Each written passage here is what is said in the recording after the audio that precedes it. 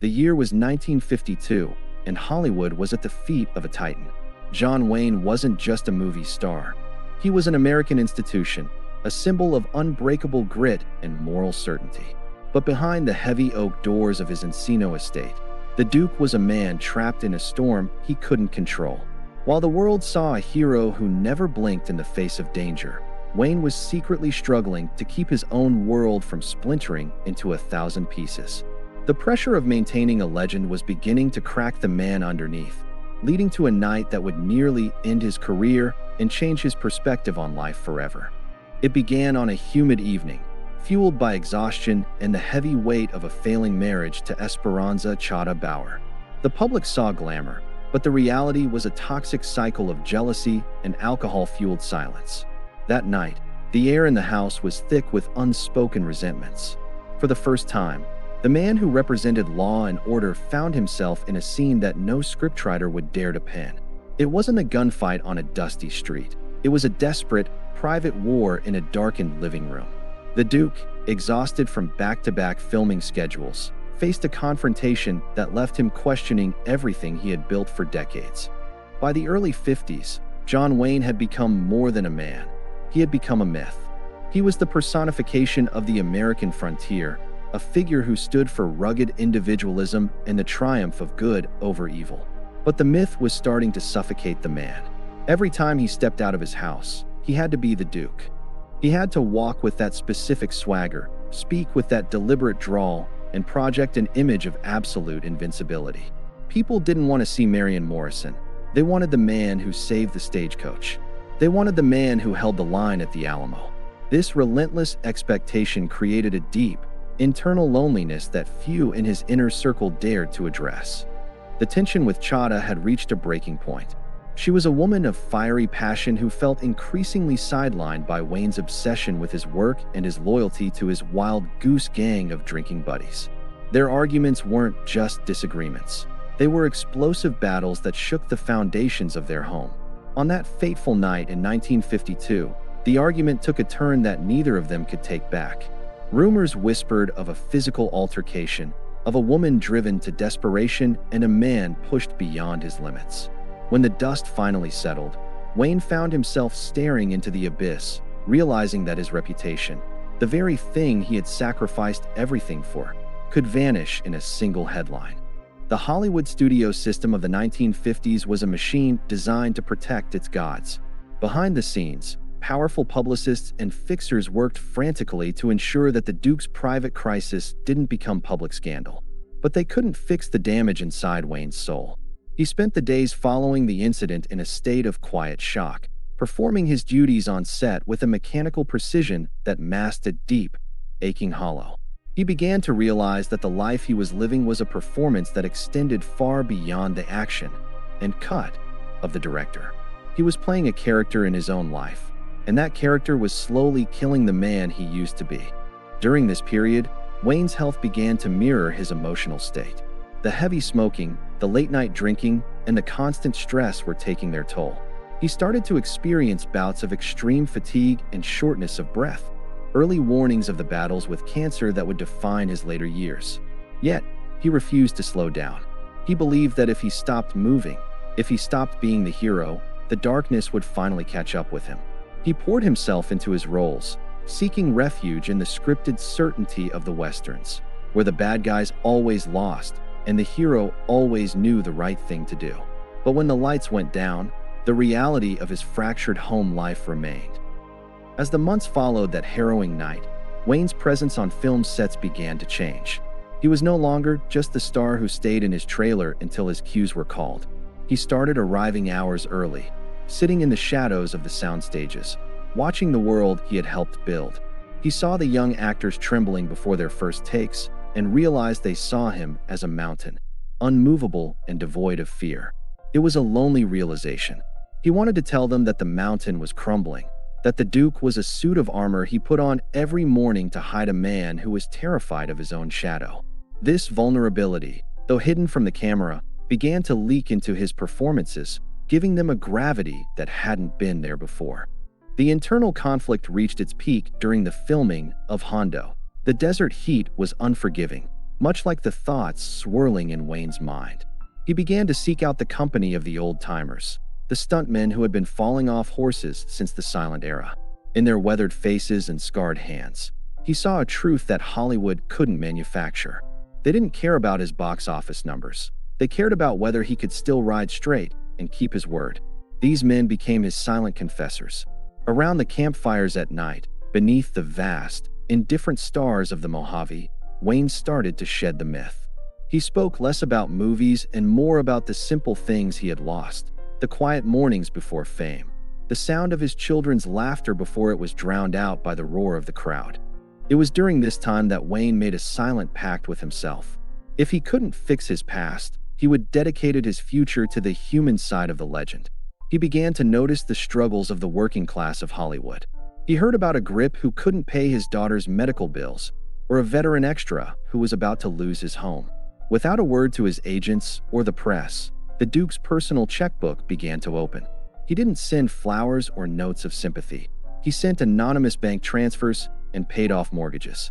He was trying to buy back his soul, one act of kindness at a time. He realized that the character of John Wayne was a public commodity, but Marion Morrison's heart was still his own to give away. His relationship with his children also took a turn toward the redemptive. He began to bring them to sets more often, not to show off his stardom, but to keep them close to the man behind the makeup. He wanted them to see the dust, the sweat, and the hard work. He wanted them to know that their father wasn't a superhero who won every fight, but a worker who got back up every time he was knocked down. He was desperately trying to bridge the gap between the father they saw on the screen and the father who sat silently in his study at night, staring at a bottle of whiskey and a stack of divorce papers. He was learning that the hardest role he would ever play wasn't a cowboy or a soldier, but a man who was worthy of his children's love. By the mid-50s, the Duke had become a master of the mask. To the outside world, he was the triumphant winner of an Academy Award, the top-grossing star in the world, and a pillar of American values. But the internal cost was immense. He was living a double life, a public icon of strength and a private survivor of emotional wreckage. He began to use his power at the studios to protect others who were being mistreated. If a director was being too harsh on a young actress, Wayne would step in with a single, cold stare that could stop a production in its tracks. He was becoming the lawman he played on screen, but for real this time, protecting the vulnerable from the very system that had made him a god. This period of silent reflection also deepened his friendship with John Ford. The legendary director, known for his cruelty and his genius, saw the change in Wayne. He saw the new sorrow in his eyes and decided to push him harder, demanding more than just a swagger. Ford knew that a man who has suffered is a man who can truly act. This creative tension resulted in some of the most iconic moments in cinematic history, where Wayne's characters began to show cracks of doubt and pain. The world cheered for the hero, but the hero was finally beginning to understand the cost of the journey. He was no longer just playing a part. He was exorcising his own demons through the lens of a camera, hoping that someone in the dark theater would see the truth hidden in the fiction. As the late 60s turned into the 70s, the world around John Wayne was changing at a pace he could barely recognize. The old Hollywood he helped build was fading, replaced by a new era of gritty realism and anti-heroes. But the Duke remained a steady lighthouse in a shifting sea. He had finally made peace with the ghost of 1952. The man who had almost lost everything had discovered that losing his perfection was the only way to find his soul. He no longer felt the need to hide his mistakes behind a wall of bravado. In his later interviews, you could hear a new tone, a gentle, reflective wisdom from a man who had walked through the fire and came out stronger, albeit with a few more scars. His battle with the Big C, as he famously called it, became the final frontier of his legendary life.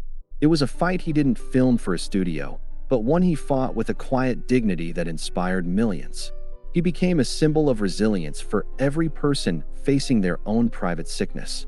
He would sit for hours in hospital waiting rooms, not as a celebrity, but as a fellow patient, sharing stories and encouragement with anyone who looked like they were losing hope. He had learned that the most powerful thing a legend can do is to remind people that they aren't alone in their suffering. The swagger was still there, but it was now fueled by a spirit that refused to surrender to the inevitable sunset. One of the most touching stories from his final days involved a young fan who sent him a simple wooden cross. Wayne kept that cross on his bedside table until the very end. He told a close friend that it reminded him of the simple faith he had found when the lights of fame were too bright to see the truth. He had spent a lifetime playing men of action, but in the end, he became a man of deep, silent contemplation. He thought about the dusty trails of Monument Valley and the friends he had lost along the way, realizing that the real searchers were the ones looking for a way home to their own hearts. He was ready for the final trail, knowing he had left the camp better than he found it. The legacy of John Wayne is often measured in box office records and iconic film frames. But the true legacy lies in the quiet acts of redemption he performed when no one was watching. It lives in the families he saved from financial ruin, the young actors he mentored with a kind word, and the children who saw him as a father figure when they had none. He proved that a man is not defined by his worst night, but by how many mornings he chooses to wake up and try again. He showed us that even a titan can be fragile, and that there is a profound beauty in a hero who knows how to say he's sorry and how to ask for help. In his final public appearance at the Academy Awards, thin and weathered but standing tall, the Duke received a standing ovation that seemed to last forever. It wasn't just for his movies, it was for the man he had become. The world was thanking him for being the anchor they needed, for showing them that courage isn't the absence of fear, but the decision to move forward despite it. When he finally rode into his last sunset in June 1979, he didn't leave a void. He left a blueprint. A blueprint for how to be strong without being cruel, and how to be legendary while remaining profoundly human. As we look back at the life of John Wayne, let us not just see the cowboy with the gun or the soldier with the flag. Let us see the man who almost lost it all and found something much greater, the peace that comes from being true to oneself. Thank you for walking this long and winding trail with us today. This story belongs to everyone who has ever struggled to find their way back to the light.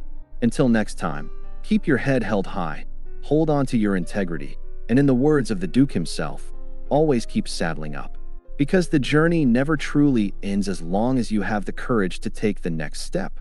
Ride on, Duke, and ride on to all the legends watching from the shadows of history.